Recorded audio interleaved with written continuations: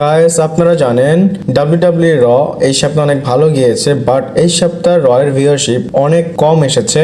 আর এই সপ্তাহে ভিউয়ারশিপ এসেছে 1.97, আর আমি বলবো 1.9 অথবা 1.8 মিলিয়ন ভিউয়ারশিপ যদি আসে তাহলে বলা যায় যে না, এবার এভারেজ একটা নাম্বার এসেছে। বাট ওইরকম ভিউয়ারশিপ কিন্তু আসেনি রটা ভালো হওয়া সত্ত্বেও। আর আপনারা শুনলে আরো অবাক হবেন, আগে 2 মিলিয়ন 4 মিলিয়ন ক্রস করে যেত। আর এমনটা কেন হয় আমি বলি, আমেরিকার যারা কন্টেন্ট দেখে তারা টিভি থেকে আস্তে আস্তে শিফট হচ্ছে এবং তারা টুইটার অথবা ইনস্টাগ্রামে বা ওটিটির উপর সবাই দেখে। আর এর জন্যই কিন্তু ডাব্লিউডাব্লিউ মানডে নাইট রকে নেটফ্লিক্সে নিয়ে যাচ্ছে যেন সবাই ওটিটিতে দেখতে পারে। আর আজকে অনেক আপডেট আছে, চলুন শুরু করা যাক। Hello viewers, welcome to Rachel Bangla BD. এরপর গাইস, ডাব্লিউডাব্লিউ অনেক বড় একটা ম্যাচ আমি বলবো বুকিং করেছে। আর এটা এনএক্সটি হবে ইথান পেজ এবং জো হেনরির ম্যাচ হবে, যেখানে এনএক্সটি চ্যাম্পিয়নশিপ অন দ্য লাইনে থাকবে। এটা হবে হচ্ছে এনএক্সটি নো মার্সিতে সেপ্টেম্বরের 1 তারিখে। আর এখানে কিন্তু স্পেশাল গেস্ট রেফারি হবে ট্রিক উইলিয়াম, যার কাছ থেকে কিন্তু ইথান পেজ চ্যাম্পিয়নশিপটা নিয়ে নিয়েছিল। আর এনএক্সটিতে যদি আপনারা ফলো করেন, জো হেনরি কিন্তু এই সেগমেন্টে অনেক বড় একটা প্রোমো ডেলিভার করেছে, আমার কাছে পার্সোনালি ভালো লেগেছে। আর আমি বলে দিই, জো হেনরি কিন্তু ফুললি কন্ট্রাক্টে নেই ডাব্লিউডাব্লিউর সাথে।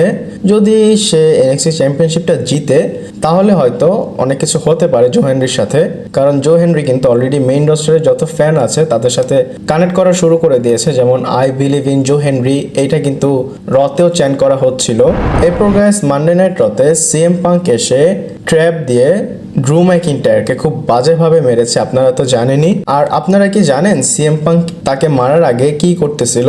এবং সিএম পাঙ্ক আগে থেকে রিং এর নিচে বসেছিল এবং সেটা সে লাইভ করতেছিল ইনস্টাগ্রামে। আর যখনই সিএম পাঙ্কের মোমেন্ট আসে যে না এখন আমাকে মারতে হবে, তখনই সে ক্যামেরাটাকে সরিয়ে ড্রু ম্যাকিন্টায়ারকে ইচ্ছা মতো মারে। এবং তার যখন কাজটা শেষ হয়ে যায় তখন সে আবার ফোনটা নেয় এবং লাইভে থেকে এসে বলে আমি তো আমার কাজটা করে দিয়েছি। আর একটা জিনিস দেখেন, যে জিনিসটা আমরা টিভিতে তাদের স্টোরিটা দেখতাম, সিএম পাঙ্ক এবং ড্রু ম্যাকিন্টায়ার তাদের স্টোরিটা এখন সোশ্যাল মিডিয়াতে নিয়ে গিয়েছে। আর সিএম পাঙ্ক তো বিহাইন্ড দ্য সিন পুরোটাই দেখিয়ে দিয়েছে। আর আপনারা যদি সিএম পাঙ্কের রিং এর নিচে বসে থাকাটা দেখেন, সেটা অনেক বেশি স্যাভিজ লাগবে, কারণ সে ড্রু ম্যাকিন্টায়ারকে শুনতেছিল, হুট করে গিয়ে তাকে মারা শুরু করলো। এরপরে ব্লাড লাইনে তো সোলো সিকাকে ছাড়া চলেই না এবং সোলো সিকা কিন্তু ব্লাড লাইনকে লিড দেয়। কিন্তু সোলো সিকাকে ছাড়াও একটা ছবি ব্লাড লাইন পোস্ট করেছে, যেখানে টামাটোঙ্গা এই ছবিটা পোস্ট করেছে। আর এখানে আপনারা দেখতে পাচ্ছেন টামাটোঙ্গা, টাঙ্গালোয়া এবং জেকা ফাটু আছে।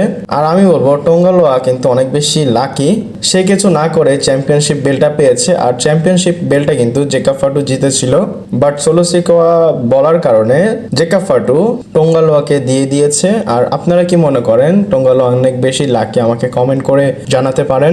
এরপর গাইজ বলবো, এমন স্বপ্ন দেখা উচিত যেই স্বপ্নটা আসলে পূরণ হবে। আর এমনিতে তো স্বপ্ন অনেক দেখা যায়, বড় হোক বা ছোট হোক, বাট ডমিনিক মিস্টারের ক্ষেত্রে অন্যরকমই বলবো। ডমিনিক মিস্টারে বলে আমি এমন একটা মোমেন্ট চাই যখন আমার বাবা মাস্ক খুলে হাঁটু ঘেরে বসে আমাকে তার মাস্কটা দিবে। আর এটা করলে এক ধরনের ডিক্লেয়ার হবে যে আমি গ্রেটেস্ট লুচা অফ অল টাইম, এবং সে বলে যে আমি গ্রেটেস্ট মিস্টেরিও হয়ে যাব এবং মিস্টেরিওর যত লেগাসি আছে সেটাকে আমি কন্টিনিউ করব। আর অবভিয়াসলি ডমিনিক মিস্টেরিও তার হিল ক্যারেক্টারে এই কথাটা বলেছে। আর আমি বলবো ডমিনিক মিস্টেরিওকে আবার রে মিস্টেরিও মারুক, কারণ আমার ডমিনিক মিস্টেরিওকে যখন মারে রে মিস্টেরিও অনেক বেশি ভালো লাগে। আর আপনাদের কি ডমিনিক মিস্টেরিওকে ভালো লাগে না রে মিস্টেরিওকে ভালো লাগে? আমাকে কমেন্ট করে জানাতে পারেন। এরপর গাইস, যে জিনিসটা দেখাচ্ছি সেটা আপনারা পড়ে নেন, এটা আমি এক্সপ্লেনেশন করতে পারবো না। আর ফ্যানরা এটা কেন লিখেছে তারা বোঝাতে চাচ্ছে যে যাই হোক ডমিনিক মিস্টেরিওর লিভ মর্গানের যত বাতাস বা যাই হোক সেটা পছন্দ হবেই, সে কখনো লিভ মর্গানকে ছাড়বে না। আর বাকি আমি এই বিষয়ে আর কিছু বলবো না। আপনাদের যদি এই বিষয়ে কোনো কমেন্ট থাকে কমেন্ট করে জানাতে পারেন। এরপর গাইস জেউসের কথা বলি। আর জেউস তো ভালো কাজ করতেছে এবং উসোস ভালো কাজ করতেছে। জিমি উসো আপাতত নেই, বাট রিকিশি জেউসের বুকিং নিয়ে অনেক বেশি আনহ্যাপি।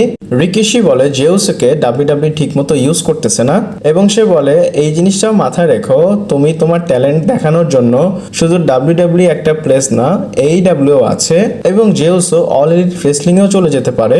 এবং সে বলে আমাদের যে ইটম্যান তার ঠিকমতো ইউজ করা উচিত। আর আমি বলবো রিকিশিকে চুপ করানো উচিত, কারণ তার জন্য এমনও হতে পারে যে ওর কাজ খারাপ হতে পারে। আর আরেকটা কথা বলি, এরা সামন ফ্যামিলি, এরা কখনো ডাব্লিউডাব্লিউ ছেড়ে যাবে না। এরপর গাইস রিসেন্টলি একটা লাইভ ইভেন্ট হয়েছে আপনারা জানেন, এবং কোডি রোডসকে একটা ফ্যান তার একটা লেখার সাইন দিয়েছে এবং সেখানে লেখা বেলজিয়ামেও একটা লাইভ ইভেন্ট করানো উচিত ডাব্লিউডাব্লিউর। এবং যখনই এই লেখাটা কোডি রোডস পড়ে ক্রাউডরা ইয়াস ইয়াস চ্যান্ট করতেছিল। আর এমনটা কেন হচ্ছে, ফ্রান্সে গিয়ে, জার্মানিতে গিয়ে, ইটালিতে গিয়ে ডাব্লিউডাব্লিউ অনেক জায়গায় গিয়ে কিন্তু লাইভ ইভেন্ট করতেছে এবং তারা কিন্তু সাকসেসফুলও হয়েছে। আর আপনারা খুব তাড়াতাড়ি এটা মানতে পারেন যে বেলজিয়ামেও ডাব্লিউডাব্লিউই লাইভ ইভেন্ট করবে। আর এটা কেন বললাম, ডাব্লিউডাব্লিউ কিন্তু নিজেদের থেকে মানে নিজেদের অ্যাকাউন্ট থেকে এই ভিডিওটা শেয়ার করেছে এবং ডাব্লিউডাব্লিউ ফ্যানদের ওপিনিয়ন জানতে চাচ্ছে এবং রেসপন্স তো ভালোই আসছে। খুব তাড়াতাড়ি আপনারা বেলজিয়ামে একটা প্রিমিয়াম লাইভ ইভেন্ট অথবা লাইভ ইভেন্ট দেখতে পারেন। এরপর গাইস রোমান রেইন্সকে ডাব্লিউডাব্লিউ সামার স্ল্যামে নিয়ে এসেছিল এবং তারপর দুইটা স্ম্যাকডাউনে নিয়ে এসেছিল, বাট এখন তাকে ব্রেক দিয়েছে অথবা রোমান রেইন্স ব্রেক নিয়েছে আমি জানি না।